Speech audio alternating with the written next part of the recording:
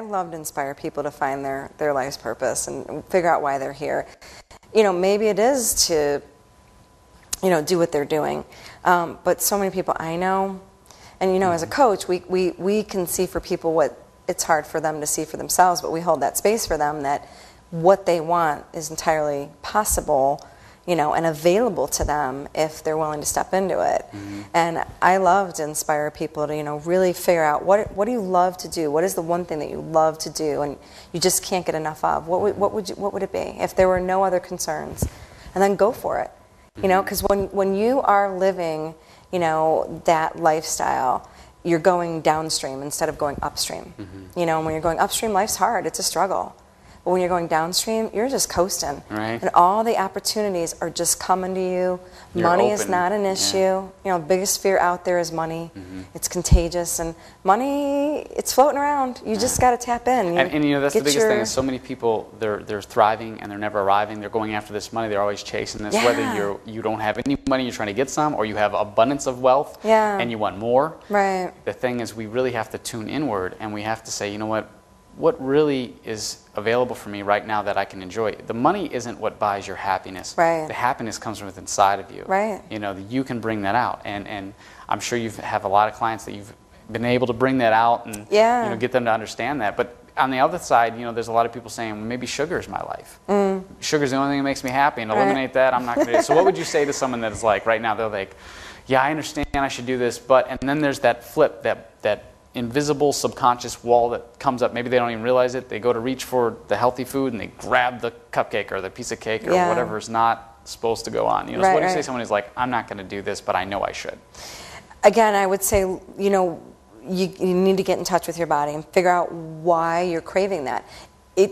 There are physical reasons why you crave sugar, and your body will make you crave sugar. Candida, which is a yeast overgrowth in your body. Inside of you, right? Yeah, that feeds. Sugar feeds it. So that's why you're craving the sugar. So you're really feeding those little guys and not really your body when you're getting all the sugar in your system. So figure out if that's the issue. You know, the three top reasons that you crave sugar physically are adrenal exhaustion, hypoglycemia, and candida. So why? You know, your body's always going to win out. If it really wants to be fed and sugar is what it wants, it's going to produce a craving, and you're just not going to be able to, you know, not feed it that. So what you have to do is really identify, what's the source of my craving? Is it emotional? Is it physical? Is it a combination of both, which for many people it is? You know, and then work from that vantage point, and then you can start to balance your body out. But you have to be willing. I mean, the first thing you have to do is be willing. So now, if you want to change, then we can work together. So like if you have balance, the cravings start to go away. They won't be as extreme. Exactly. So say someone's having a craving right now. Should they go get sugar, or should they say, you know, let me get a natural form of that, or maybe this is just awakening, saying I need to balance this part of my life? Yeah, that would probably be the first step, just having that awareness. But you know, if they're having intense sugar cravings right now, I mean, until they figure out where it's coming from, they're just going to keep craving that sugar, and they're going to keep feeding it. Because again, your body it's going to, no matter what your mind thinks. This is why people can go, like, you know, a couple weeks they're fine without sugar, but then it's like this full-on binge. You know, because again, that self-sabotage thing. Eat up all the food in the house. Right, and if you've got candida in your system, it's going to be like, feed me, feed me. And so, you know, you're going to need to eat sugar. I'm sure it can take on a lot more than what your body can take. So it's going to be like, keep it coming, you know. Right, and until you balance it out. So you definitely need to look, you know, to ways to balance it, and you have to identify what the source of it is first. And then the way it worked for me was, because I used to be a huge sugar junkie, you know, completely addicted to it. It was the staple of my diet. It was all I ate. I couldn't get by without it. Every single day had to have, you know, high amounts of sugar in my diet, a lot of sugar. And then when I just came to realize, oh, you know, my life's out of balance here. I've got these internal conditions going on. That's why. So that makes sense. I bet you felt really burned out at times too. You know, constantly crashing, right? Right. Oh yeah. Well, my aha moment came with my whole life when I was in a Starbucks drive-thru in Beaumont, Texas. I used to be an insurance adjuster, and I worked a lot of high-profile events, all the hurricanes down in Texas. Okay. In the last 5 years, I did things like the California wildfires. Very high stress. I mean, you're working 9,500 hours a week, and you can only imagine. I mean, you're dealing with people in dire straits. Right. They just lost everything. So you're just going, and you know, I had severe adrenal exhaustion as a result. I really pushed myself. And I was going through a Starbucks drive-thru, and I was ordering, you know, an Otis Spunkmeyer muffin and a Frappuccino. Right. And I had about 4 years at that point been doing what I do now on my own, and I just knew better. And I was like, what am I doing? But it made total sense. My body was craving an artificial stimulant. It needed some form of energy, and I wasn't getting adequate sleep. I was completely off. So in order to get through the day, I needed something, and it craved sugar. Right. So if you're craving caffeine, if you're craving sugar, there's a reason why. You know, your body's looking for energy. Now, So what it's would gonna you make say? you crave What would you that. say to someone that you know you can help them? Because I ask a lot of people that do this in our fields, and that is, you see someone that's complaining all the time, you know, or they're just hurting and they don't have a clue of what they could do. They're not looking for it, but they don't. How do you help someone who really doesn't want to help? What do? You know, if you're like, you know, if there's someone who isn't open to the process, then it's kind of a shut door. Yeah, it's just not a good fit. But if they're interested and they want to know more, I would definitely, you know, I would have a one-on-one chat with them, just about ways that, you know, we could work together. I would help them identify what's going on and give them some feedback about, you know, these are some symptoms that you're expressing, and these are some things that I think you might want to look at, just based on my own professional opinion. Have you ever found yourself in a conversation with someone who really wants to help, and they're kind of asking for it, but they're not ready for it, and you subliminally find ways to maybe just put it out there, like, oh, you could, you know, do this, or you could do that? Yeah, definitely. I definitely always like to give feedback and say, you know, no matter what you do moving forward, these are the things I would work on if I were you. I would find someone that can help you. If you don't want to work with me, find someone that can help you with these, because this is really where this is the root of it all. Yeah, this is where you need to start. It's funny because the best way to really, what I call eavesdrop on society, is, you know, you're at a supermarket and you kind of just become aware of everybody around you, you know, and maybe people are fighting over that last carton of milk, yeah, right. You know, that last loaf of bread, and you're like, okay, and then you're looking at them and you see different diverse type of people, and it shows in our body and our appearance and how we walk around it, our lifestyle and what we eat.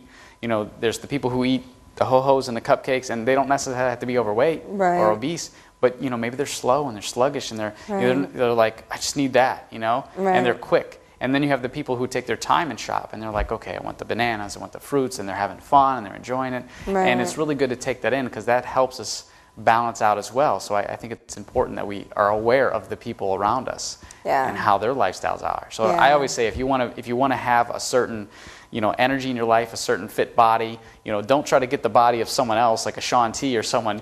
Get your own body. Model that person. You know, if you want to eat healthy, model that person. You don't necessarily have to look like that person. You know? Absolutely. Well, you know, what you're eating manifests on the outside. You know what I mean? So whatever you're eating does show up in some way. But it's a really interesting phenomenon, and I'm going to try and get this right, but it has to go along with, like, your wealth consciousness and in your health consciousness. So you're like the average of the 5 closest people to you.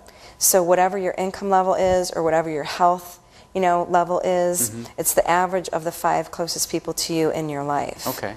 So, you know, align yourself with people who have what you want. You know, it doesn't mean abandoning everyone in your life, but you know, align yourself with those people that, you know, have what you want, and it's inevitable you'll get there. Yeah, it's kind of like what we were talking about earlier before we started the show, and that was, you know, we all have coaches, even we have coaches, and we're coaches in this area. So coaches need coaches. Exactly, just like a doctor needs a doctor. You can't do our own surgery. I mean, there's plenty of tools that I practice all the time, but there's some things that I just need someone else to come in and say, listen, this is what you're doing. And a lot of times that shows up with a very good friend, a sibling, or, you know, a significant other. You know, before I really started getting back into working out, you know, because I was like, you know, there was a time where I was just down. You know, I was doing everything mentally and nutritionally, but I just wasn't giving my body what it deserves. And you know, I got heavy into yoga. I love yoga. You know, and I do my Zendo practice, and I do these things. And it was funny because someone brought this new workout video in. They said, try this. You know, do this program with me. I was like, okay, you know, I did the first day, I was left on the ground. I was like, I'm crawling over to the phone thinking I'm going to call my friend and say, you know, I'm going to have to opt out of this one. And my fiance stopped me, and she says, she goes, I know you love yoga, but I think that is an excuse. You know, she made that aware. I'm like, you know what, you're right. I can give more here. I'm not overdoing it. I'm just not doing it. You know, so we have these excuses, and I think the same thing goes with you know, with our cravings. You know, like we have all these excuses why I want to eat that. I'll do it tomorrow. I'll start my diet tomorrow. Don't go on such a diet. I say change your way of life. It's one of the important, I think one of the biggest things as a coach, I say this a lot, people have a lot of information. You know, they're no dummies. They know these things, but they're not doing it. And getting a coach in your life is what makes the difference. It brings those qualities provides that support and that accountability, and it helps you do the things you're not doing for yourself.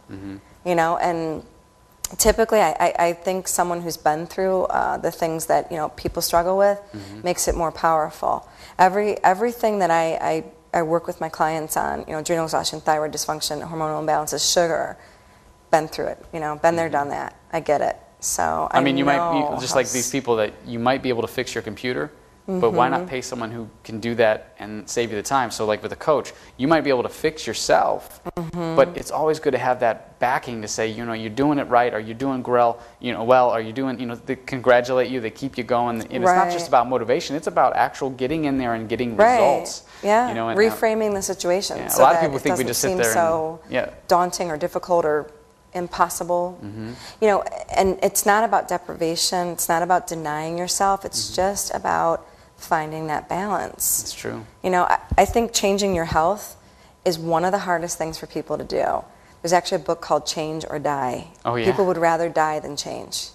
It's about 5 times average before people really change their lifestyle and make it a habit. So people need support with that. You know, they need a lot of support around those issues, and this is why health coaching is becoming such an up-and-coming field. It's just like really at the forefront and about to take off. I'm glad that we're stepping forward to help many people. Yeah, it's the liaison between the doctor, where a lot of times people are not getting the answers that they want anymore, and, you know, the long-term illness, the disease, the having to be in the hospital and be on medications. That's what health coaching does. So, well, before we wrap up, there's 2 things I want to touch base on, and one of the first things is, what's your view on life? My view on life? Get very demanding about what you want, and don't settle for less. Don't settle for less. Don't settle for less. And is there anything you want to share with everyone else about, you know, maybe just some quick tools and strategies on really how to take your life to the next level and how to find balance? Definitely, I would say, as far as taking it to the next level, you've got to up your awareness level. And the only way that I know to do that effectively is by working on your health. If you draw a pyramid, and at the bottom of the pyramid you put physical, and then above that emotional, above that mental, and then on the top of that spiritual, you can see that the only way to bring all that into your life is by working on your physical health. And if you want a great relationship, if you want a great career, if you want it all, you got to start with your health. Because if you feel like garbage, you just aren't going to have the awareness that you need in order to raise your vibration and start to bring all those things in. It's amazing what happens when you get healthy. Yes. And so you have a website that people can go to and check you out? And I do. What do you got going on the website? Wellnesswithangela.com.